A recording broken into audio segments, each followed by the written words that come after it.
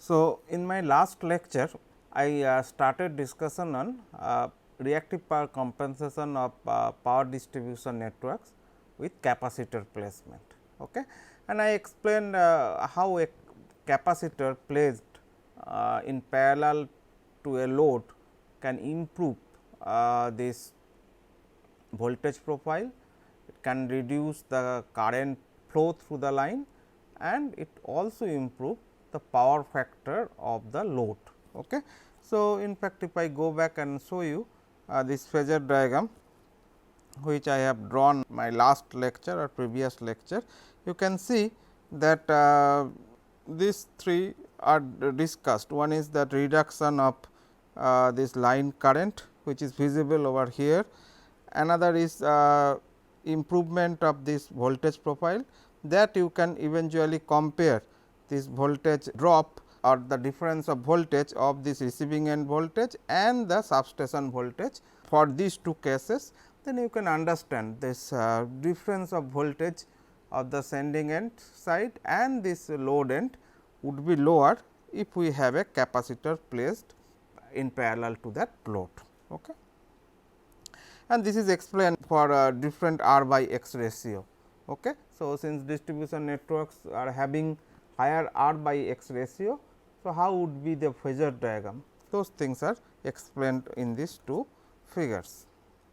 So, and finally, we have shown you, I have shown you an illustrative example for a typical case in which suppose this keeping this active power constant or keeping the active power generation constant for a particular generator who is generating, or you can eventually consider that for a substation from where you are feeding power to the loads or customers, keeping the active power flow constant through the substation.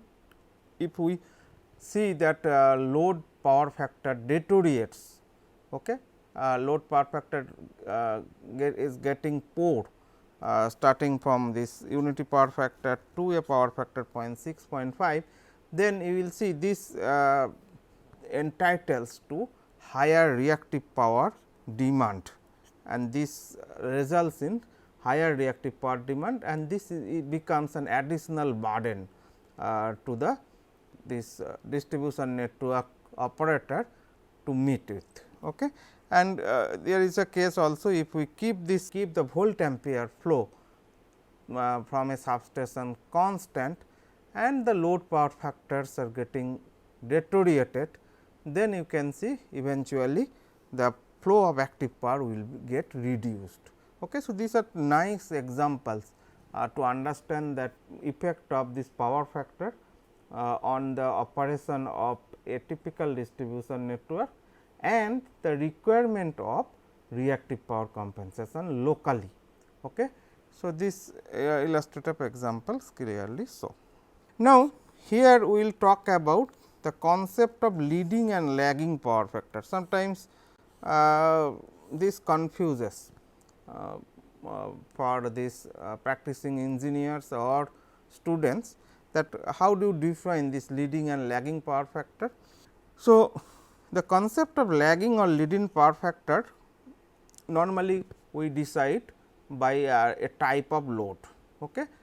For inductive type of load we call that it is a lagging power factor load. For capacitive type of load we call it as a leading power factor load. Okay. Now, alternatively we can define this lagging and leading power factors by something like this. We can define it with the directions of the flow of real and reactive power. So, real power will of course flow every time from the source end to the load end, and reactive power we have two concepts. One is called consumption of the reactive power, another is production of the or supply of this reactive power. Okay. Now, for those load who consumes reactive power along with this active power, we call them as lagging load. Okay. And those load who provide us the reactive power or who supplies the reactive power, we call them this leading load. Okay. So, this is another way to define this lagging and leading loads. Both definitions are with the same concept, but this is how we can define. An induction motor has a lagging power factor because it consumes reactive power from the source to meet its magnetizing requirement. But a capacitor supplies reactive power and thus it is a leading power factor load, leading power factor load. Okay. So, this is something that one should understand. Okay. Now, there is an economy involved in the power factor correction, or this power factor correction is similar to the reactive power compensation. Okay. And there you can define a economic power factor. You can define a economic power factor. So, how do you define a economic power factor? Okay. So, as we have seen that a capacitor placement can compensate the reactive current drawn by the load. So, capacitor typically draws a current which draws the reactive power, okay, which supplies the reactive power, and therefore, it reduces that power loss which we have seen in why it can reduce power loss, because a capacitor placement in parallel to a load reduces the line current, okay. And if line current reduces, so this line losses which are proportional to the square of the current will automatically get reduced. Okay. So, power factor correction produces an economic savings in terms of capital expenditure and fuel expenses through a release of kilovolt ampere capacity. So, release of this kVA capacity, this is a something that I will come later on, but one thing one could understand that with the placement of capacitor in any part of a distribution network will reduce the losses which took place in a distribution line, okay, and thereby it enhances the saving, because power loss is certain parameter which we always try to minimize, and capacitor placement is one of the approaches by using which a distribution network operator can minimize the power loss or energy loss of a distribution network. Okay. Now, this economic power factor is the power factor at which this economic benefits of adding a shunt capacitor is just equal to the cost of the capacitor, because capacitor placement it needs a capital investment. Okay. So, in order to establish this capacitor, in order to install capacitor bank at any point of a network, it needs certain amount of investment, okay. And that investment should be paid off with the economic benefit that we get from this installation of the capacitor bank, and that benefit we will get through the reduction of power losses, okay, which I will come after some few minutes. Okay. So, before that I will show an example, numerical example to you. This example, if you look at, we have a substation here, and in a particular feeder we have 3 different types of loads. This is load 1, this is load 2, and this is load 3. Okay. And it is mentioned that how much this load 1 is. So, load 1 is of 100 kVA and it operates at unity power factor is equal to 1. So, it consumes 100 kVA. Now, induction motor load, the load 2 is basically induction motor load, which consumes 300 kVA at a power factor of 0.85 lagging. Okay. So, we can find out this load demand of that of this load 2, which consists of induction motors. Okay. So, we can find out this active and reactive power demand. So, active power demand will be 300 multiplied by 0.85 kilowatt, okay, and reactive power demand will be equal to 300 multiplied by 1 minus 0.85 square, whatever that might be, that would be active and reactive power demand of this load 2, which is of induction motor load. So, since it is a lagging type of load, so it will consume both active and reactive power. So, that is why we write it in terms of P plus J Q, okay, where P is your active power demand and Q is your reactive power demand. Okay. Similarly, load 3 is a synchronous motor which operates at 200 kVA at 0.8 power factor leading. Okay. So, synchronous motor it has two mode of operation. One is over excitation, another is under excitation. In one of the modes it provide or it supply reactive power to the system, in another mode it consumes reactive power. So, accordingly we can find out, since it is operating at leading power factor. So, it will definitely supply reactive power to the system. Okay. So, we can find out this load 3 active and reactive power demand, which will be 200 multiplied by 0.8 kilowatt plus minus, because why it is minus, because it supplies reactive power to the system, minus j multiplied by 200, again 1 minus 0.8 square. Okay. So, whatever that might be. So, that would give you the active and reactive power demand of this load 3, which is a synchronous motor load. Okay. Now, we have three different types of load. One is unity power factor load, one is lagging load, another is leading load, and all these loads are supplied by a single substation. So, based upon this data, you need to find out this kVA kilowatt and kVAR, or that means apparent, real and reactive power of individual loads, okay, which already we determined. Here our active power load is 100 kilowatt and reactive power load is 0 kVAR. Okay. And for load 2, this is my active power demand and this is the reactive power demand. So, this will be kVAR. Similarly, for load 3, this is the active power demand and this is the reactive power demand, which is negative because it supplies reactive power to the system. Okay.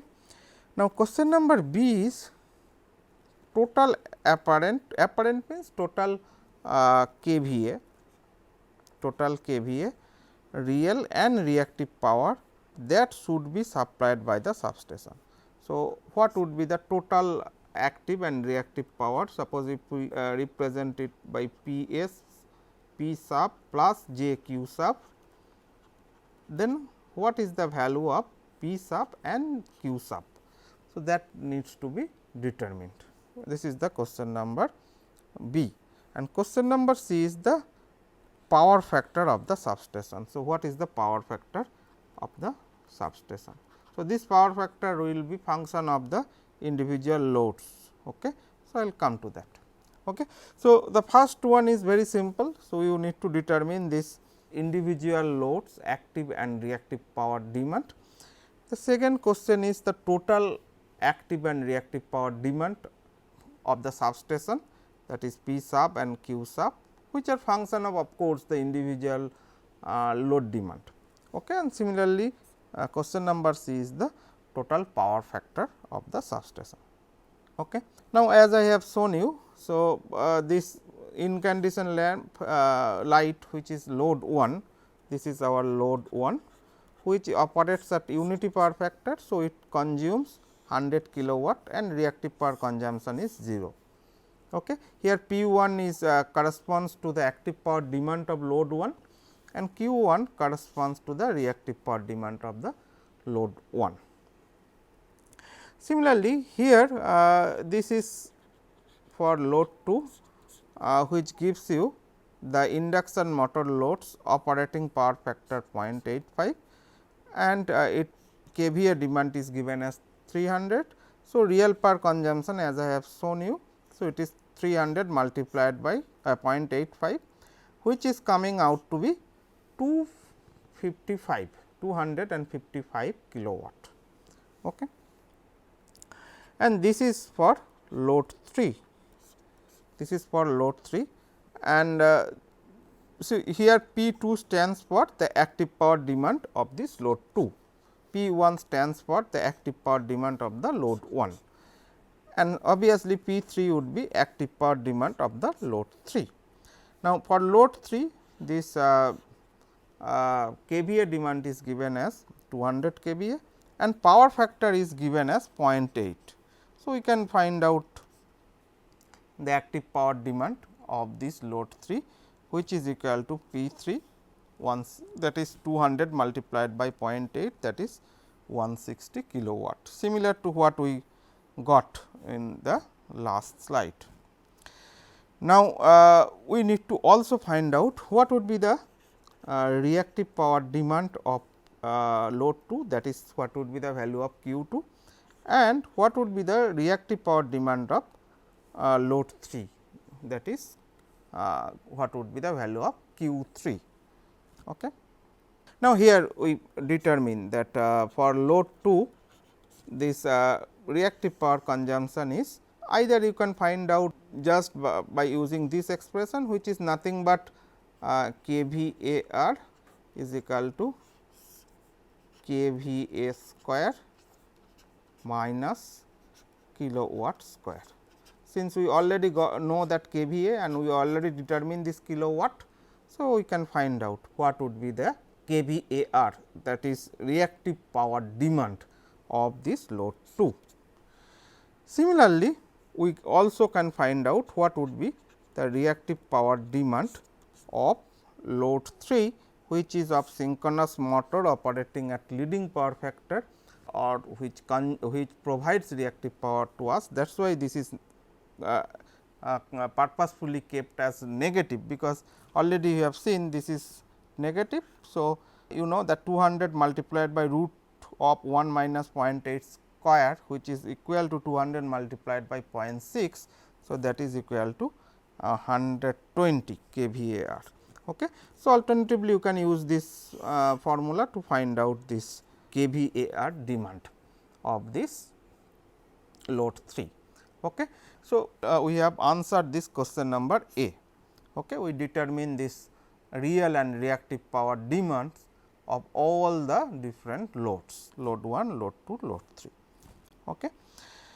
Now, next question is what would be the load demand of the substation. So, at the substation the load demand will be the total demand which is algebraic sum of individual active power demand and individual reactive power demand. So, if you sum up this individual active power demand, that is 100, 255 and 160 which we obtained here 100, 255 and 160, then it will come out to be 515 kilowatt. Okay. Similarly, total reactive power consumption would be summation of Q 1 plus Q 2 plus Q 3, where this Q 1, Q 2 and Q 3 are the reactive power demands of load 1, load 2 and load 3 respectively. Okay. So, for load 1 this reactive power demand is 0, for load 2 it is plus 158 and for load 3 it is minus 120. Okay. So, which gives the value 38. Okay. So, you can see this is how it is determined, that induction motor load required 150 kVAR, okay, and synchronous motor supplied 120 kVAR. So, substation must supply 38 kVAR. Okay. And so, this 38 kVAR is the net reactive power which is supplied by the substation or which is to be supplied by the substation. Okay. Now, with this we can find out this total kVA demand which is supplied by the substation, which is coming out to be root of this active power demand and reactive power demand, which is coming out to be this. Okay. And we know this active power that needs to be supplied by this substation is 515. We know the kVA demand which needs to be supplied by the substation is 516.4. So, if you take the ratio of these two, you will get that how much would be the power factor of the substation as a whole. Okay. If you consider the whole thing a load, then what would be the power factor of the aggregated load, which consists of these 3 loads, that is load 1, load 2, load 3, that would be 0.997. Now, why we call it as a lagging load? Because it demands a positive reactive power from the substation. Okay. Because the difference of 150 and minus 150 and 120 leads to a positive reactive power demand. That means, effectively this substation needs to provide this reactive power to the these 3 loads which constitutes a composite load. Okay. And why it is of so high value, that 0.997?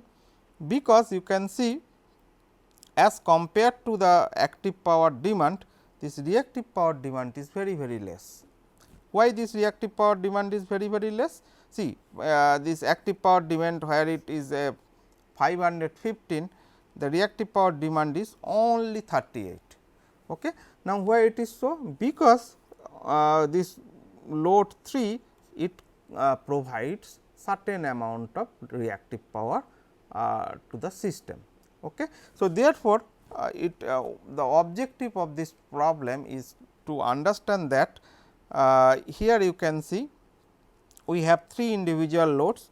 One is of having unity power factor, another is 0.8 power factor leading, which means that whatever this reactive power demand we have on the load 2, partially it is made by this load 3 itself. Okay. So, whatever the reactive power demand we have for load 2, partially it is made by this load 3 itself, and that is why this power factor is so high. Power factor is so high, close to the unity. Otherwise, it would have been a much lower value. It would have been a much lower value. You can imagine that if this Q 3 also demands this 120 kVAR of reactive power instead of supplying it. So, what would have been this total reactive power demand?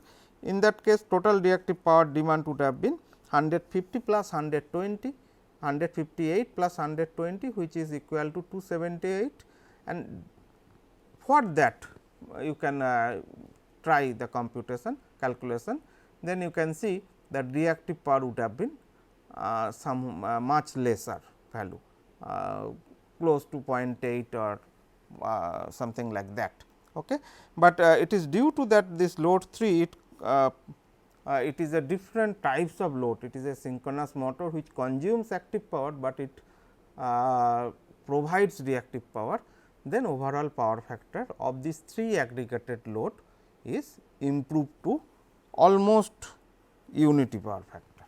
Okay. So, this is the essence of having this problem. So, if we have local supply of this reactive power like this what synchronous motor loads did, then that amount of reactive power we need not to bring from this substation. Now, substation means substation is connected to the sub transmission system or this power grid. So, that much of reactive power we need not to bring from this grid. Okay. And grid, what is the source of the reactive power of a power grid or a power network as a whole? It is the synchronous generator or the generator which are located the different parts of the a power typical power transmission network. They are the supplier of this reactive power. So, with this load 3 we need to we can avoid this bringing this equivalent amount of reactive power from all the way from of the generating station to this particular substation. So, that is what one of the advantages. Okay. So, that is one of the advantages. Okay. Now, we have another example. This example is of a synchronous generator. This example is of a synchronous generator which is rated 1250 kVA, which is rated 1250 kVA. Okay. And it is operating at a rated load of 1250 kVA at 0.8 power factor lagging. Okay. At 0.8 power factor lagging. An additional load of 150 kilowatt at 0.8 power factor, this is also lagging, this should have been mentioned, this is also lagging, is to be added to the generator, okay, to the generator load. Now, in order to do so, what should be the value of the capacitor to be placed, so that this overall generator and turbine set would not get overloaded, So, this is the problem. Say generator which is rated 1250 kVA, it is supplying 1250 kVA amount of load at 0.8 power factor lagging. Okay. Now, if there is another 150 kilowatt of load which is also of same power factor, that is 0.8 power factor lagging, is to be added to the load of the generator, then of course, this generator cannot supply this additional load, because it is already working at this rated load. Okay. So, we need to have certain arrangement, so that we can release some of the capacity of the generator, and that capacity would be utilized to supply this additional load. So, this is called release of generator capacity. So, this is called release of generator capacity. Now, if you look at the solution, you can understand what do you mean by release of generator capacity. Okay. So, let us see how it can be solved. Now, first we will find out, of course, this generator is supplying 1250 kVA of load at 0.8 power factor lagging. So, that means that corresponds to how much active power it is supplying and how much reactive power it is supplying. Okay. So, active power it is supplying is of course, this 1250 multiplied by this power factor, that is 0.85, which is 1062.5 kilowatt. So, that is 1062.5 kilowatt. Okay. Now, this is the active power the generator is supplying. Okay. And along with generator is also supplying this reactive power demand of the load, because load demands 1250 kVA at 0.8 power factor lagging. It means that the load demands both active and reactive power. So, this is the active power demand of the load which is supplied by the generator. Then how much would be the reactive power demand which is supplied by the generator, which is very simple, that Q is equal to, this is again the same formula we are using, that is kVA root of kVA square minus kilowatt square. So, this is kVA square and this is kilowatt square. So, which gives you that much of kVAr. So, that means a generator connected to a load of 1250 kVA 0.8 power factor lagging means the generator is supplying 1062.5 kilowatt of active power, which is the active power demand of the load, and it is also supplying 658.48 kVAr of reactive power, which is the reactive power demand of the load. Okay. Now, we have to see that how much would be the additional active and reactive power demand of the additional load. So, we need to supply additional 150 kilowatt of load at a power factor of 0.85 lagging. So, in order to do so, in order to supply additional 150 kilowatt of the load, the new generator the generator needs to supply overall this active power, that is summation of this existing active power demand of the load and the active power demand of the new load. So, this 1062.5, this is the active power demand of the existing load, and 150 is the active power demand of the new load. So, if you sum up these two, so this is the amount of active power demand which the generator needs to supply if it is used to supply this additional load. Okay. Now, you see that if you if the generator needs to supply that amount of kilowatt with the existing kVAR, it cannot supply, because the overall kVA demand would be higher than this rated capacity. Okay. So, what we can do? We can determine that with this increased amount of this active power demand, and by keeping the generator capacity to 1250 kVA, how much active power demand now the generator can supply, because as you know that kVA is equal to roots of kilowatt square plus kVAR square. Now, if your kilowatt demand increased, then in order to keep this kVA demand fixed or kVA capacity fixed, you have to reduce this kVAR demand, okay, which is obvious, because if your kilowatt demand increased, then in order to keep the kVA demand fixed or constant, which is the rated capacity of the generator, that much of kVA the generator can supply. So, this kVA remain constant. So, this is a constant for this generator, constant parameter for the generator. Since kilowatt demand increase, so kVAR demand has to be less.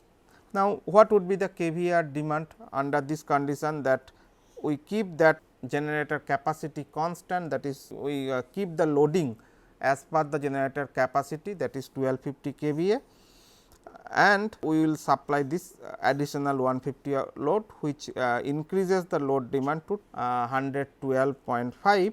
So, this means at this situation the generator can only supply 303.88 kVAR. Okay. The generator can only supply that much of kVAR, which is less than the previous reactive power demand which the generator was supplying when there was no additional load. Okay.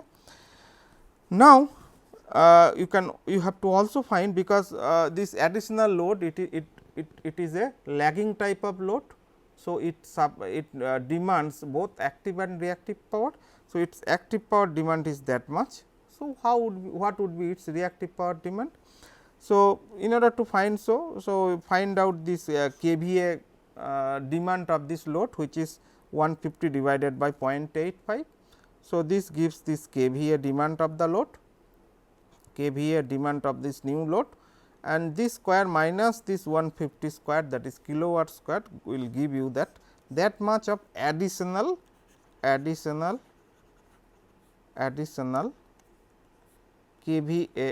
demand of the additional load. So, that is the kVAR demand of this additional load. So, this also needs to be supplied. Okay.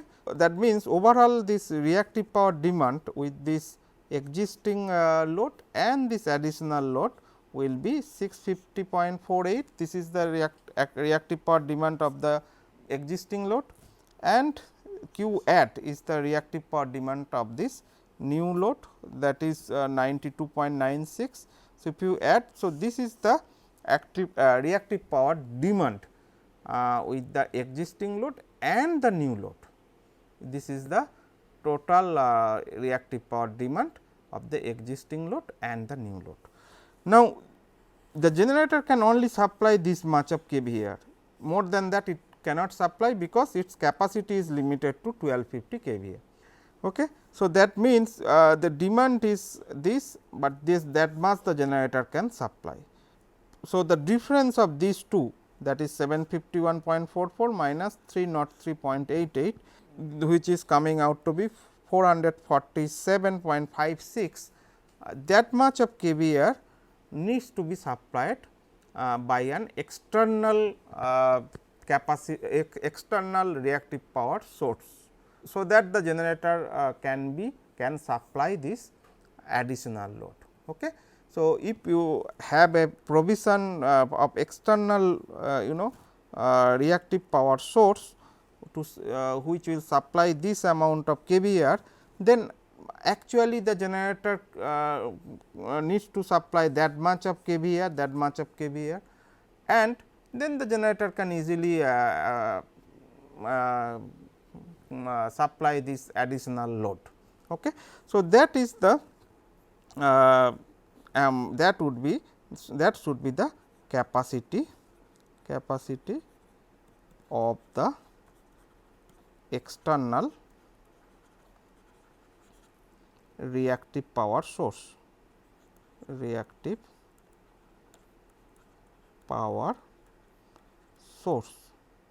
and here we consider that the capacitor is the external reactive power source. So, the capacitor rating should be that much amount. So, that the capacitor will supply that much amount of kVAr or that much amount of reactive power.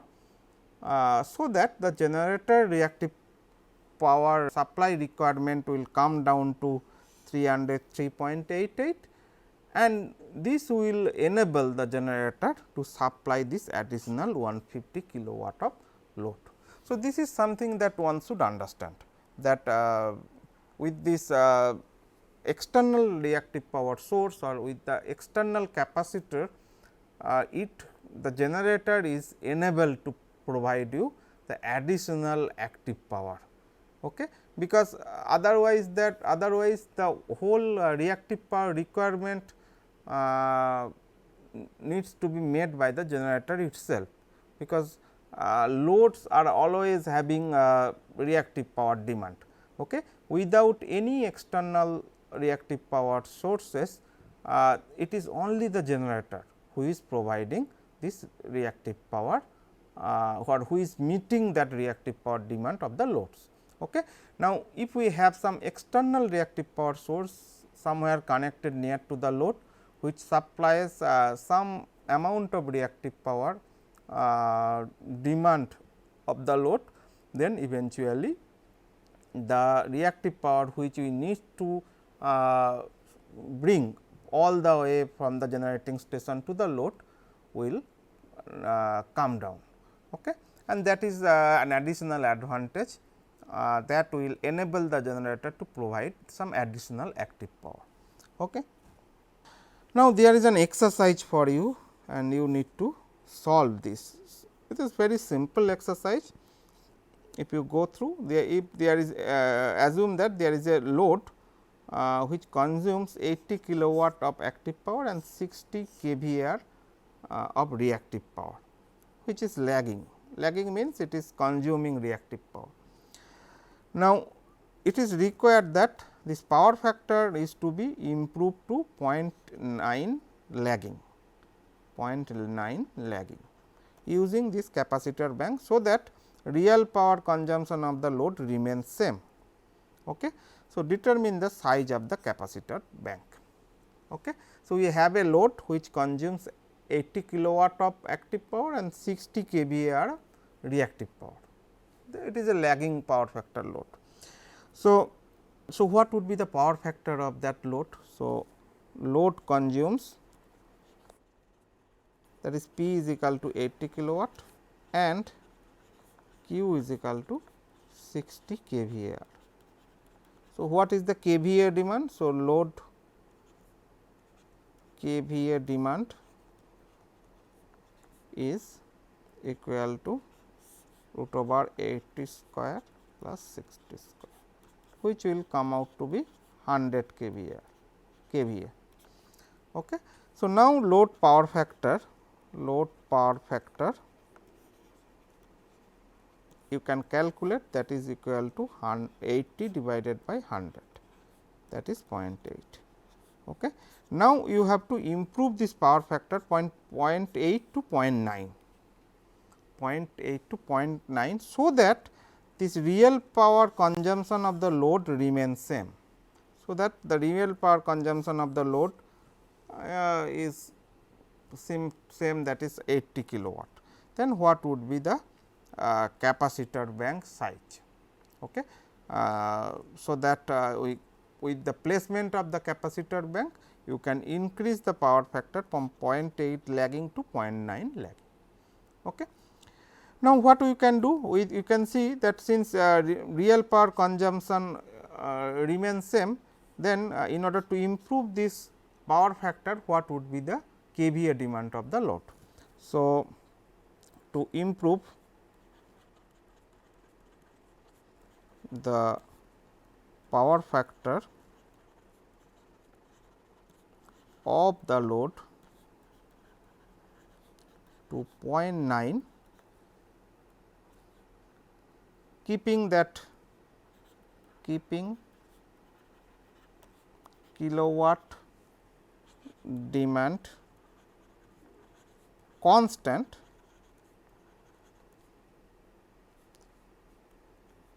the kVA demand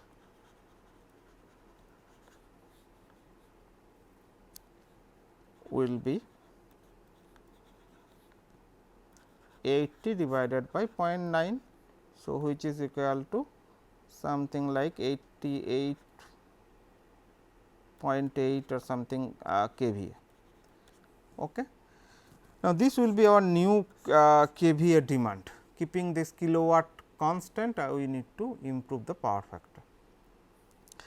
Now, to do so, then what would be the kVAR demand? So, reactive power demand would be reactive power demand would be 88.8 square minus 80 square. So, whatever will come, that much of reactive power. Previously, that reactive power demand would have was that, and this reactive power demand I do not know what would be the value, whatever will come, that will be much lower than this 60 kVA. Now, if it comes out to be, let us say, it is coming out to be, let us say 39 or something, then this net. So, that will be the kVAR demand if we want to improve this power factor from 0.8 to 0.9. So, previously reactive power demand was that much, now it is that much, which is obviously lower. So, if power factor improves, means its reactive power demand is obviously lower. So, you have seen in my previous illustrative example. So, the net reactive power to be supplied by capacitor equal to the 60 minus 39, which is equal to 21 kVAR. So, that would be the in fact size of the capacitor or capacitor bank. So, if the capacitor bank can supply this some fractional value of this reactive power demand of the load, obviously the load power factor will increase. Okay. So, that is the thing. So, this is very simple problem. Now, we will come to some method to determine the economic power factor,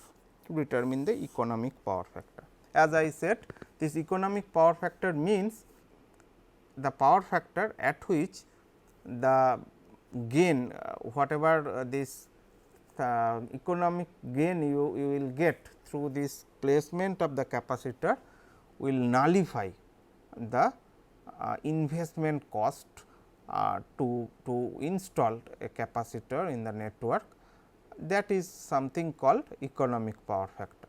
Okay. So, as I said that in order to improve the power factor, we need to place a capacitor bank or capacitor. Why we call it capacitor bank? I will come to that. Now, we need to place a capacitor. Now, in order to place or in order to install capacitor, we need some investment, because we need to purchase this capacitor bank, we need to have some proper installation that will lead to a certain amount of investment. And after locating or after placing this capacitor, whatever gain we will get, gain in terms of this loss reduction or power loss reduction, or gain in terms of other financial benefit, that gain should be equalized with this investment of the capacitor. Then only this capacitor investment would be fruitful. Okay. So, how can we do this thing? This is a well known paradigm of research in power system, that determination of this actual capacitor size as well as the location, that where it should be placed, so that you will get financial benefit out of it. Okay. So, in order to do so, we can use this our load flow program, that our already I discussed this forward backward sweep load flow program. You can write the program's code, and this program can be used as a subroutine to solve this problem, that how much should be this capacitor size and where would be the location of the capacitor, so that we can maximize the benefit of this capacitor placement. This is the well known area of this power system research. Okay. So, one of the ways of this doing so is explained over here in step by step. So, first you place a capacitor and a particular bus or a node, okay, which is having some power factor, operating power factor, some value 0.8 lagging or 0.9 0.7 lagging or whatever. Then you perform this load flow to determine that system losses, and you keep this additional capacitor size, incremental additional capacitor size, so that you increase this power factor of the load to some value 0.01, or that means you improve this power factor at least 1%. Okay. And by performing this load flow, you find out that what is the financial benefit you are getting out of it, and this will be an iterative process, so that this power factor becomes unity or power factor becomes an economic power factor. And then you can determine that what should be the size of the capacitor for by simply from this expression, that what is your target power factor angle and what is target tan of this power factor angle and what is your existing power factor. So, this is how one can proceed, but as I said this problem is not so simple like that one can solve like this, and this is an area of the research on power distribution system. And if you simply search this with this keyword, that reactive power compensation or capacitor placement in distribution networks, you will get hundreds of paper available in different search engines. Okay. So, simply search with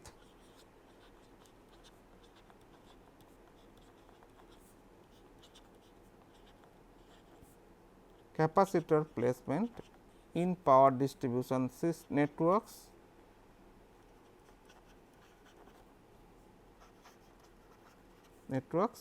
If you search with these keywords, you will get hundreds of paper available in any of the search engines. Okay. And this is a traditional research paradigm in which people are working since last 20-30 years. Okay. So, this needs two type of, and there are many approaches available. there are two possible approaches or two categorization of this approaches. One is called investment planning,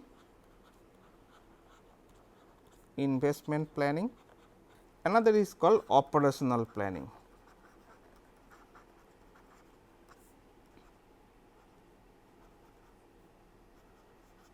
Okay. So, in investment planning basically the goals are to determine the location of the capacitor, locations and sizes, I can write and here, locations and sizes of capacitor, okay. Or I can write determination of location and sizes of the capacitor. So, this is basically the goal of this particular planning problem, and there are many approaches available. In different approaches different types of objective functions. This is essentially an optimization problem. So, this is essentially an optimization problem. Okay. So, this is essentially an optimization problem, where different types of objective functions are formulated. So, typical, because in optimization problem we formulate an objective function or a target function which we need to maximize or minimize under some technical constants. Okay. So, we have some objective function which are formulated, and these objective functions are typically are power or energy loss minimization,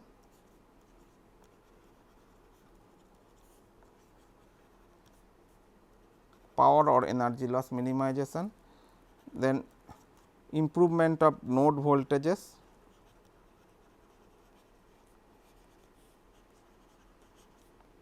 also this minimization of this investment cost,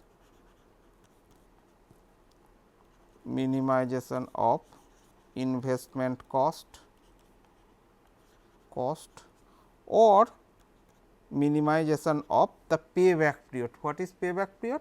Payback period means with this capacitor placement, whatever financial gain we are getting, that gain will slowly pay back to the investment that we will do for installing a capacitor. Okay.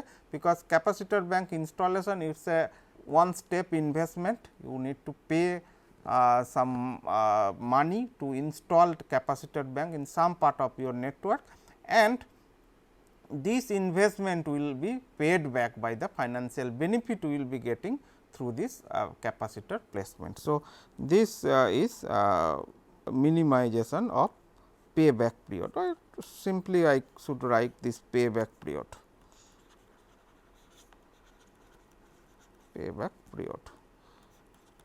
And while doing this sort of optimization, problem, one needs to understand that this is basically done considering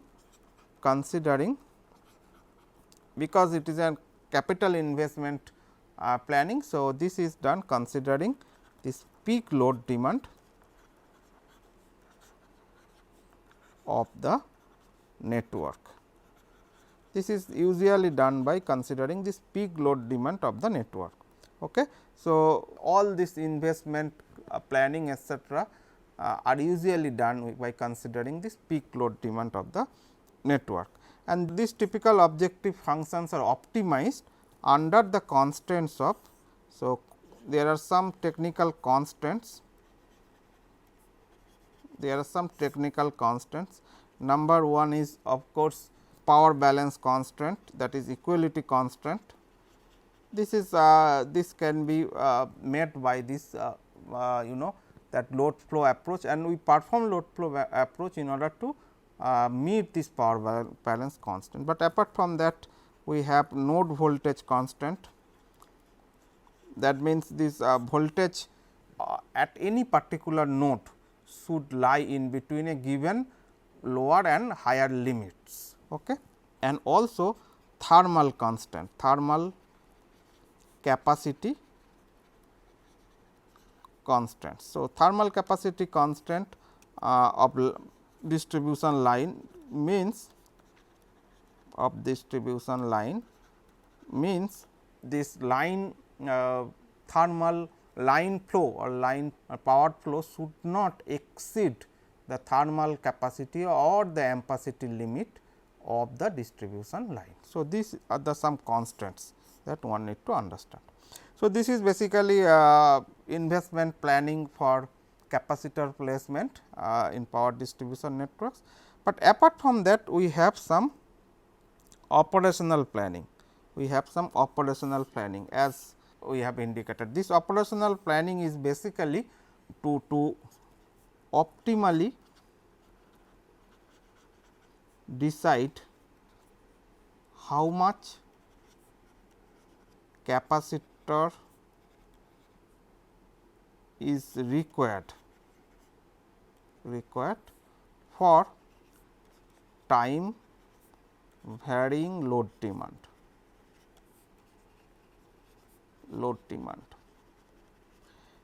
As I mentioned over here, this for capital investment planning we perform considering the peak load demand. Okay. But this peak load demand will not sustain throughout the day. In fact, it will sustain for a few hour or few minutes, and throughout the day load will vary according to the load curve. And so, when load will vary, this active and reactive power demand of the all loads will also vary. Now, according to this load curve, you can understand that our this capacitive compensation or reactive power compensation that we require will also vary. So, with this varying load demand, with this time varying load demand, this capacitive compensation requirement will also vary, and that variation should be determined by using this operational planning. So, that will come out to be a similar to the load curve, a curve which determines that how much reactive power compensation we require in a particular instant of a day. So, this the goal of this planning is to come up that how much reactive power compensation, suppose this is QCT, I can write where QCT is basically the reactive power compensation required or reactive power compensation required at time t, and this is our time. Now, how would be this plot that throughout the day how would be the reactive power, what would be the optimal reactive power compensation we require. So, these characteristics can be something like that or whatever. This is a typical value that during this peak demand compensation requirement will also vary. Similarly, when load demand is low, the compensation requirement will also low. So, if you do not do so, if you consider a same compensation value throughout the day, then during this low load condition, during this light load condition, this capacitor placement will cause some voltage rise issue. Okay. So, in order to avoid that, we need to go for this type of operational planning. So, how this operational planning will took place and how to determine this capacitor sizes and capacitor locations analytically, those things I will discuss in my next lecture. Okay. All right. So, this is up to this, I will continue this in the next lecture. Thank you very much for joining.